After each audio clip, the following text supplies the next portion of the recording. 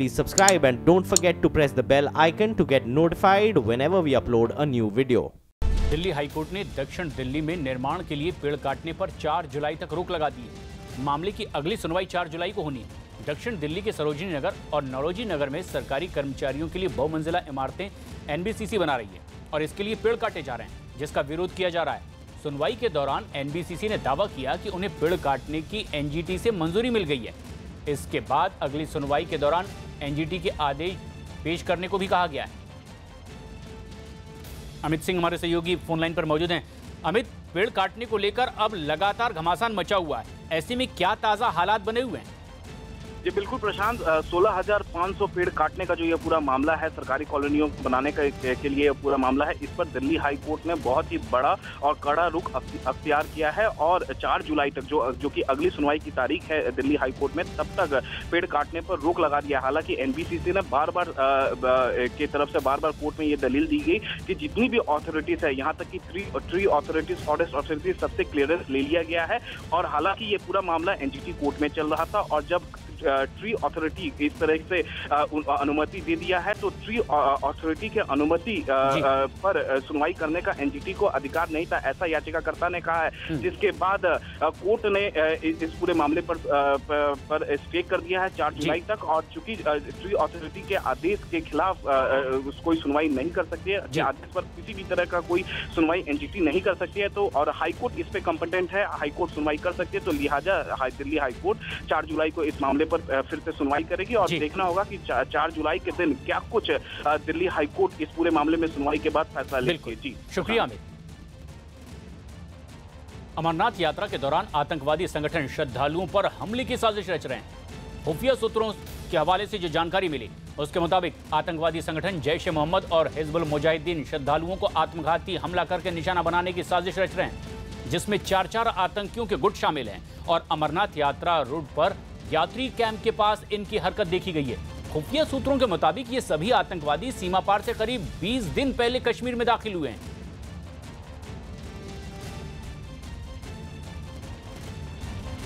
बिहार की कैमूर में एक सुनसान रास्ते पर कुछ बदमाश एक लड़की के साथ छेड़खानी करने लगे। आरोप है कि बदमाशों ने अपने छोटे भाई के साथ पूजा में जा रही लड़की के साथ काफी देर तक बदसलूकी की, जिसका एक वीडियो भी सोशल मीडिया पर वायरल कर दिया गया। वीडियो में 5 से 6 बदमाश लड़की को घेर कर खड़े दिखाई दिए और उसे पकड़कर उसके साथ छेड़खानी करने लगे। लड़की खुद को छोड़ने की मिन्नतें करती रही, लेकिन बदमाशों पर कोई असर नहीं पड़ा।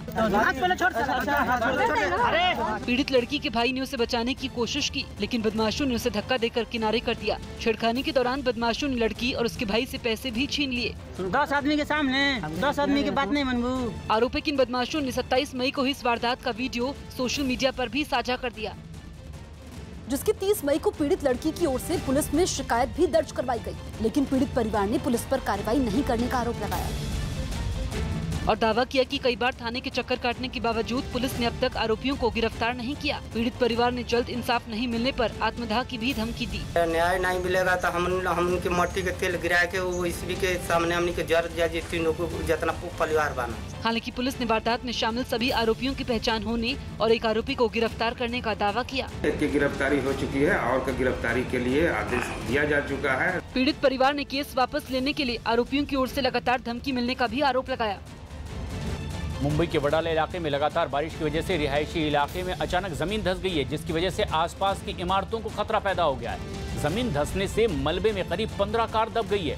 इसके अलावा आशंका है कि इस मलबे में कई मजदूर भी दबे हो सकते हैं। दरअसल ये जमीन पास में ही बन रही इमारत की वजह से धंसी है।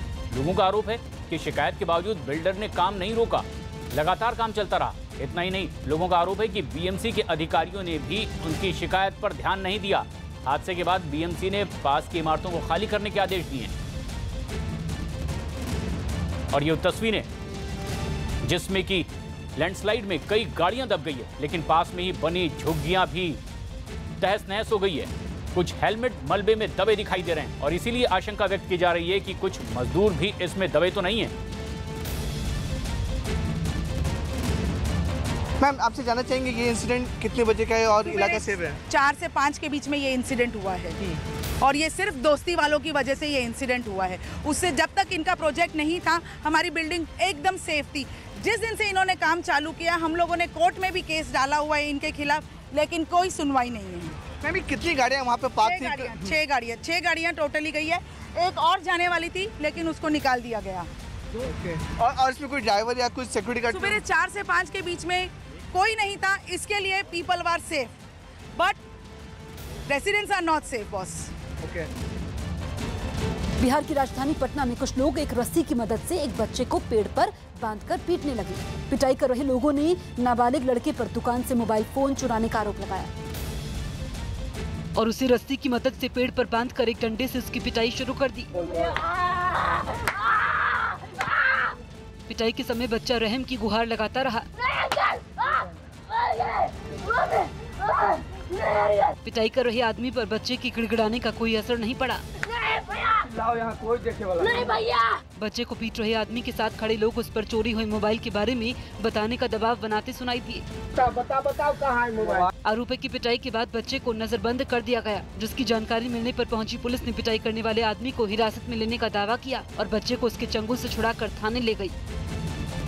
आगरा में राष्ट्रीय स्वयंसेवक संघ की शाखा न लगने देने के विवाद के बाद डीएम और एसपी का तबादला कर दिया गया है। बीजेपी विधायक योगेंद्र उपाध्याय ने योगी आदित्यनाथ से शाखा न लगने देने की शिकायत की थी और इस मामले में कांग्रेस और समाजवादी पार्टी ने सरकार पर अधिकारियों को काम न करने देने का आरोप लगाया है। मामला 19 जून का है, जब जिला प्रशासन ने आरएसएस की शाखा लगाने से मना करवा दिया और इसके बाद बीजेपी नेता धरने पर बैठ गए। बीजेपी नेता ने आरोप लगाया था कि पुलिस अधिकारियों ने आरएसएस का झंडा फाड़ दिया था और स्वयंसेवकों को आतंकी कहा था।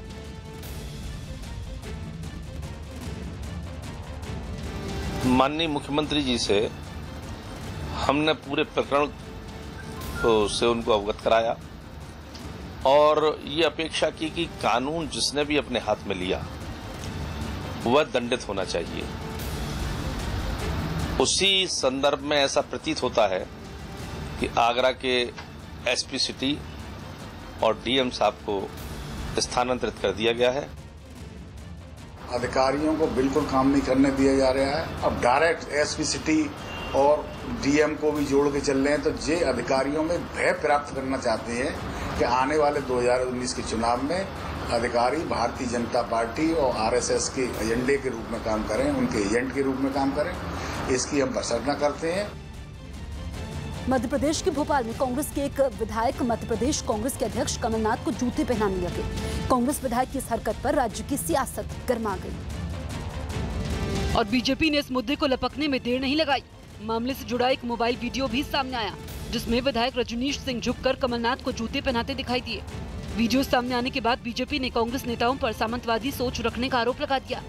कांग्रेस के विधायक ने लोकतंत्र को भी शर्मसार किया है और उसके साथ साथ अपने क्षेत्र की जनता को भी शर्मसार किया है। मामले को तूल पकड़ता देख खुद विधायक रजनीश सिंह सामने आए और जूते पहनाने को जायज ठहरा दिया।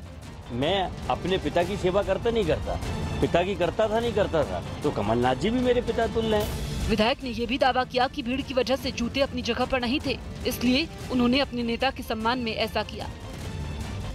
उत्तर प्रदेश के मुख्यमंत्री योगी आदित्यनाथ ने अलीगढ़ मुस्लिम यूनिवर्सिटी और जामिया मिलिया यूनिवर्सिटी में दलितों को आरक्षण दिए जाने की मांग की। योगी ने सवाल उठाया कि जब दलितों को बनारस हिंदू यूनिवर्सिटी में आरक्षण मिल सकता है, तो अलीगढ़ मुस्लिम यूनिवर्सिटी और जामिया मिलिया में आरक्षण क्यों नहीं मिल सकता। सीएम योगी ने कन्नौज में बीजेपी के दलित विरोधी होने के सवाल के जवाब में ये बात कही।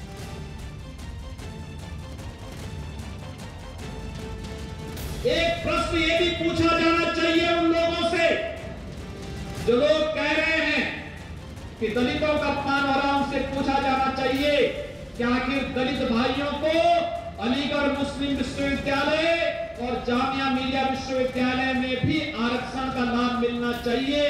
इस बात को कब उठाने का कार्य लोग करेंगे। अजीत सिंह हमारे सहयोगी फोनलाइन पर मौजूद हैं ज्यादा जानकारी के साथ। अजीत, सीएम योगी ने अब ये बात कहकर कि अलीगढ़ मुस्लिम विश्वविद्यालय में दलितों को आरक्षण क्यों नहीं मिल सकता, एक नई बहस छेड़ दी है, कोई जवाब आ पा रहा है?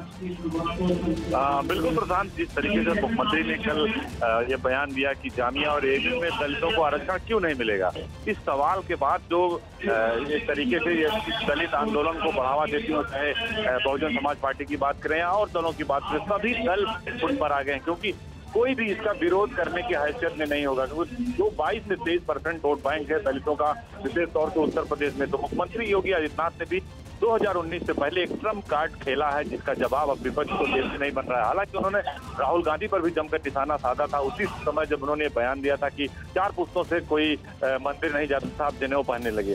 तो और दलितों का बयान देकर मुख्यमंत्री ने विपक्ष को जरूर चुनौती दे दी और अब विपक्ष की तरफ से अभी तक कोई बयान नहीं आया। तो ऐसे में साफ है कि अब बीजेपी और योगी की तरफ से इस कार्ड का जवाब देना विपक्ष के लिए मुश्किल भी होगा। शुक्रिया जी। लेकिन सिर्फ इतना ही नहीं, कांग्रेस और प्रमुख विपक्षी दलों के महागठबंधन की योजना को भी एक बड़ा झटका एनसीपी प्रमुख के बयान से लगा है।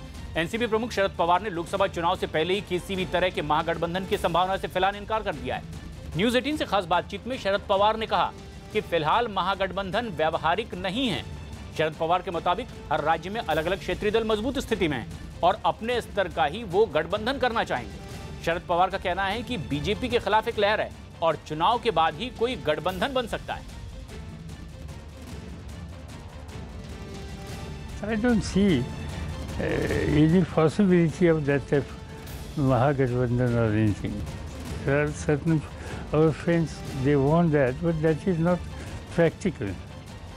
My own thinking is, and my own assessment, ultimately it will be state-wise position. मैं समझता हूं कि शरद पवार जी ने जो भी कहा उसको तिल का तार बनाने की आवश्यकता नहीं है।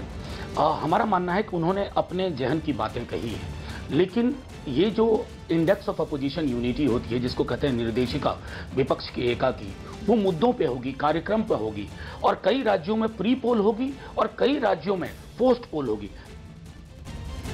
बिहार के कैमूर में एक सुनसान रास्ते पर कुछ बदमाश एक लड़की के साथ छेड़खानी करने लगे। आरोप है कि बदमाशों ने अपने छोटे भाई के साथ पूजा में जा रही लड़की के साथ काफी देर तक बदसलूकी की, जिसका एक वीडियो भी सोशल मीडिया पर वायरल कर दिया गया। वीडियो में 5 से 6 बदमाश लड़की को घेर कर खड़े दिखाई दिए और उसे पकड़कर उसके साथ छेड़खानी करने लगे। लड़की खुद को छोड़ने की मिन्नतें करती रही, लेकिन बदमाशों पर कोई असर नहीं पड़ा। पीड़ित लड़की के भाई ने उसे बचाने की कोशिश की, लेकिन बदमाशों ने उसे धक्का देकर किनारे कर दिया। छेड़खानी के दौरान बदमाशों ने लड़की और उसके भाई से पैसे भी छीन लिए। 10 आदमी के सामने 10 आदमी की बात नहीं मनबू। आरोप है कि इन बदमाशों ने 27 मई को ही इस वारदात का वीडियो सोशल मीडिया पर भी साझा कर दिया, जिसकी 30 मई को पीड़ित लड़की की ओर से पुलिस में शिकायत भी दर्ज करवाई गई, लेकिन पीड़ित परिवार ने पुलिस पर कार्रवाई नहीं करने का आरोप लगाया और दावा किया कि कई बार थाने के चक्कर काटने के बावजूद पुलिस ने अब तक आरोपियों को गिरफ्तार नहीं किया। पीड़ित परिवार ने जल्द इंसाफ नहीं मिलने पर आत्मदाह की भी धमकी दी। न्याय नहीं मिलेगा तो हम उनके मट्टी के तेल गिरा के वो इसी के सामने हमने के जर जा तीनों को जितना परिवार बना। हालांकि पुलिस ने वारदात में शामिल सभी आरोपियों की पहचान होने और एक आरोपी को गिरफ्तार करने का दावा किया। एक की गिरफ्तारी हो चुकी है और की गिरफ्तारी के लिए आदेश दिया जा चुका है। पीड़ित परिवार ने केस वापस लेने के लिए आरोपियों की ओर से लगातार धमकी मिलने का भी आरोप लगाया। कठुआ रेप मामले में जम्मू कश्मीर पुलिस की क्राइम ब्रांच ने न्यूज 18 से दावा किया है कि नाबालिग बच्ची का रेप और हत्या करने से पहले उसे नशीली दवाओं का ऑर्डर दिया गया था, जिससे वो बेहोश हो गई थी और शोर मचा नहीं सकी। क्राइम ब्रांच ने यह दावा दिल्ली की फॉरेंसिक रिपोर्ट के आधार पर किया है, जिसमें इस बात का जिक्र है कि कम उम्र की बच्ची को खाली पेट रखा गया था और उसे चरस और दूसरी नशीली दवा दी गई, जिससे लड़की कोमा में चली गई। क्राइम ब्रांच इस रिपोर्ट को पठानकोट की जिला अदालत में भी पेश करेगी। दरअसल बचाव पक्ष ने यह दलील दी थी कि अगर जबरन कुछ हुआ था तो बच्ची ने शोर क्यों नहीं मचाया। अब इस रिपोर्ट के आधार पर केस में जम्मू कश्मीर पुलिस का पक्ष और मजबूत हो सकता है। बीजेपी अध्यक्ष अमित शाह ने सोशल मीडिया में प्रचार से जुड़े कार्यकर्ताओं से मुलाकात की। उत्तराखंड दौरे पर देहरादून पहुंचे बीजेपी अध्यक्ष अमित शाह ने पार्टी के सोशल मीडिया प्रचार से जुड़े कार्यकर्ताओं से मुलाकात कर लोकसभा चुनावों पर मंथन किया। झारखंड के खूंटी में हुए 5 महिलाओं की गैंगरेप के विरोध में रांची में एनजीओ ने विरोध प्रदर्शन कर सभी आरोपियों की जल्द गिरफ्तारी और मामले की सुनवाई फास्ट ट्रैक कोर्ट में करवाने की मांग की। मध्य प्रदेश के होशंगाबाद में कर्ज में डूबे किसान ने फांसी लगाकर आत्महत्या कर ली। यूपी के फिरोजाबाद में रेलवे पुलिस पर ट्रेन से कटकर मरे एक आदमी के शव को एम्बुलेंस की बजाय रेहड़ी से अस्पताल पहुंचाने का आरोप लगा। हिमाचल प्रदेश के कुल्लू में केंद्रीय मंत्री जेपी नड्डा ने पूर्व अधिकारियों के साथ संपर्क फॉर समर्थन अभियान के तहत मुलाकात कर उन्हें सरकार के 4 साल के कार्यकाल की बुकलेट सौंपी। यूपी के गाजीपुर में जमीन से जुड़े एक विवाद में बड़े भाई को गोली मारने के आरोप में पुलिस ने छोटे भाई को गिरफ्तार कर लिया। यूपी की मथुरा में एक महिला ने गांव के आदमी पर रेप में नाकाम होने के बाद जिंदा जलाकर मारने की कोशिश करने का आरोप लगाया। यूपी के इलाहाबाद की मेयर अभिलाषा गुप्ता आनंदी को धमकी देने और रंगदारी मांगने वाले आरोपी को पुलिस ने गिरफ्तार कर लिया। राजस्थान के जयपुर में पति पत्नी के कुएं में कूदने के बाद आदमी की मौत हो गई, जबकि महिला को बचा लिया गया।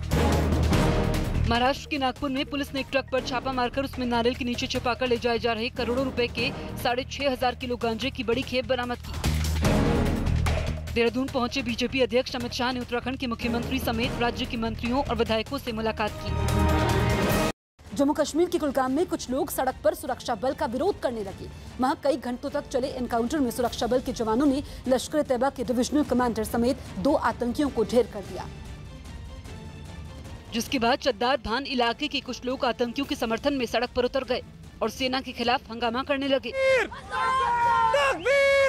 इस बीच हंगामा कर रहे लोगों ने मुठभेड़ में मारे गए आतंकियों का समर्थन करते हुए नारे भी लगाए। इससे पहले सेना के जवानों ने इलाके की घेराबंदी कर लश्कर के डिविजनल कमांडर शकूर डार समेत 2 आतंकियों को मार गिराया। जिस तरह के सबूत हमें मिले हैं, मटेरियल मिले हैं, उस पे बेसिस पे लग रहा है कि पाकिस्तानी टेररिस्ट है, वो मारा गया है। पुलिस के मुताबिक शकूर डार उन 21 आतंकवादियों में एक था, जिसकी सूची सेना ने कुछ दिनों पहले जारी की थी। इसके अलावा मुठभेड़ में सुरक्षा बल ने एक आतंकी को गिरफ्तार भी किया।